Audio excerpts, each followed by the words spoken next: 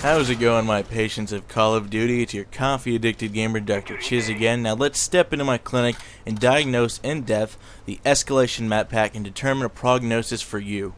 Now this is going to be a breakdown of each map in the map pack to better having you understand how each map works, what is happening on each map, and hopefully by the end we will know whether you yourself should purchase it. Let's begin, shall we? Drop your pants, turn your head, and fucking cough.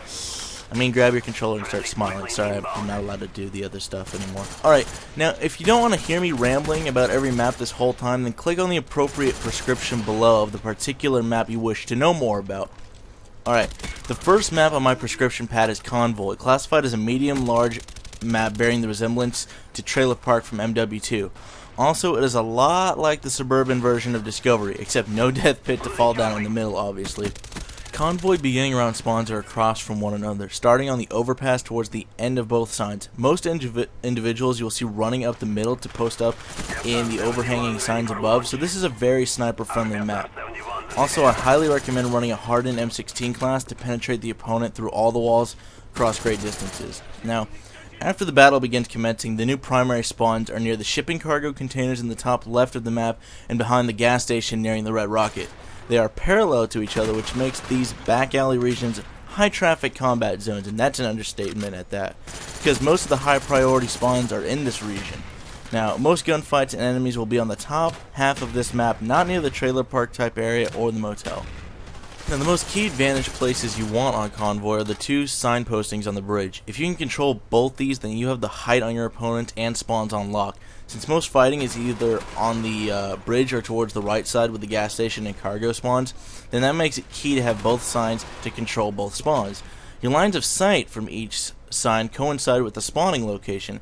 As you can see, one looks directly into the back gas station where you can wait for them to spawn, the other towards the cargo.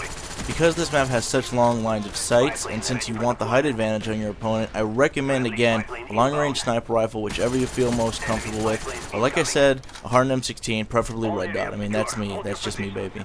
Alright, that's our diagnostic overview on Convoy, but also remember, I say this, the map is very vast and open, so I highly recommend running Chopper Gunner and Gunship lethal kill streaks to rack up that body count even further.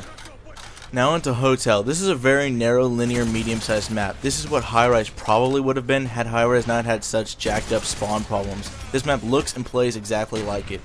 One team spawns inside the casino while the other spawns in the middle of the hotel. First key point people need to check, or maybe you'll be the one going there, is the upper balcony windows in both buildings. This is where a lot of people go, especially if they are trying to hold the B flag in domination. Now, priority spawns eventually change up to near the locker rooms over by the hotel, and the other is outside the casino near the bank vault exit, which leads out to the gazebo type area. Alright, from these points you want to go and prioritize taking over several points, which are on top of the locker rooms, the back alley awning / gazebo area which I mentioned earlier, and the middle pool bar, which is my personal preference. From these points you control the entire map and the flow of people. Each has their own good line of sights. The locker room covers the majority of the map, including both balcony windows. However, the retaining wall near the gazebo area prevents you from viewing over there. Now, the gazebo area controls that whole side of the map, allowing you to collect kills as people spawn there and run down. This is also where the A-bomb is on demolition. Finally, the pull bar has many lines of sight. You can see down to the gazebo area where the A-bomb would be in demo.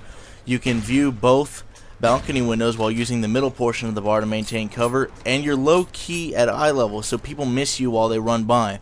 Also, you're right next to the B domination spot too, which makes it easy for you to hold. Hotel, since it's much like High-Rise, you will understand chopper gunners and gunships are very bad on this map. You can see if you saw my previous Hotel gameplay. Too many buildings, not enough people running stupidly into no man's land. Also, napalms are kind of worthless on this map because you can't get the flame into the hotel or casino, where a lot of the action is taking place most of the time. Same thing goes for the locker rooms. Really, only a napalm will hit the gazebo path in the middle of the map, so just use a UAV instead of the napalm. Hopefully now you'll be tackling this map with a little more ease. Now here comes the smallest map in the pack, which resembles Storm from Modern Warfare 2, Stockpile. Alright, one team spawns near the two-story red house by some logs in the corner, not very descriptive I know, while the other spawns between the trains and the gas station. After those delightful spawns are corrupted, soon the main spawns will be near broken cars and logs by C Domination, and the other is beside the trains up on a platform. They funnel out of this spawn constantly. Tackling Stockpile is like attacking the B Domination flag on shipment. You need to all run in the middle and control that building with the automated doors. Your team has to control this building. It has a total of 6 entrances. 2 are only those big crushing doors to keep people out. So that means people can still come rushing in at all times. This is the only key building you want to take. You can access all over the map from it, and this is where all the action is constantly occurring. As mentioned before, you can see all of the map from here. Each window or doorway is a straight view into a different primary or secondary spawn location. So remember to round up your team and hold this building with all of your life. This is a FAMAS class type map or any other fully automatic weapon because of the close range combat. Chopper gunners do very well on this map because if your team holds that centralized building, then hellfire can be rained upon the other team all spawning outside. So stockpile your team and stockpile and enjoy. Alright guys, the map you've all been dying to know about, the map which looks like a heavy LSD user threw up all over Carnival, it's Zoo baby. This is the largest map in the Escalation pack, and as mentioned, highly resembles Carnival from Modern Warfare 2. When you're dropped into this scary map, one team is positioned near the ticket booth and the other across the way next to the ice cave building. After you've spent time searching for the non-existent tigers around the map, the primary spawns stay fairly close to where you originally started. The ticket spawn team is now more in the corner, and the ice cave team is really close up against the wall that is flush with the entrance to the ice cave. One thing to note about this map, since it's larger, it has 2 big secondary spawns along its sides. One is between the mountain that you can walk through and the ticket booth spawn, and the other is right under the track or beside the monorail. That is a big one to look out for, the monorail spawn. Key advantage points for running this map or just trying to survive the chaos that it ensues is the monorail building and the one directly across from it, which is actually the starting station for the same monorail. Both buildings look into different spawn points to slay, and they overlook B Domination, which gets a little nuts in heated moments. Also, another one is the little building in front of the fountain near the middle of the map. This is a low-key area which not a lot of traffic or people go through, and if using a silenced weapon, it's very handy for shooting people in the back. You can be a sneaky ninja here. Your lines of sight for pwning this map are towards each spawn location and the choke points to areas such as B Domination.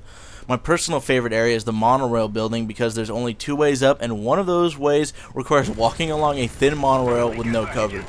Another great map for a hardened M16 or a silent, fully automatic weapon to get right behind the enemy. This map, if your team has them spawn trapped nicely, is fairly good with chopper gunners and gunships. No problems, but if they are in the positions I told you about, all of which are big buildings, then you will probably get no kills while in your chopper, so make sure your team is flushing them out. There you guys are, my diagnostic tests being run on the new Escalation map pack for all of you to decide how you feel about it. But if you're wondering what the doctor's prognosis is, it's that you should purchase this map pack for sure. If you got the first strike, then get this because it's 100 times better. If you're on the fence about choosing either one, then get Escalation. Even the zombies is way more interesting. So enjoy the prognosis handed to you. Stay tuned next time when we diagnose more Call of the Dead stuff. Until then, stay heavily medicated and operate lots of heavy machinery on these new maps. Have a great day to all of you. This is DrChiz, clocking out.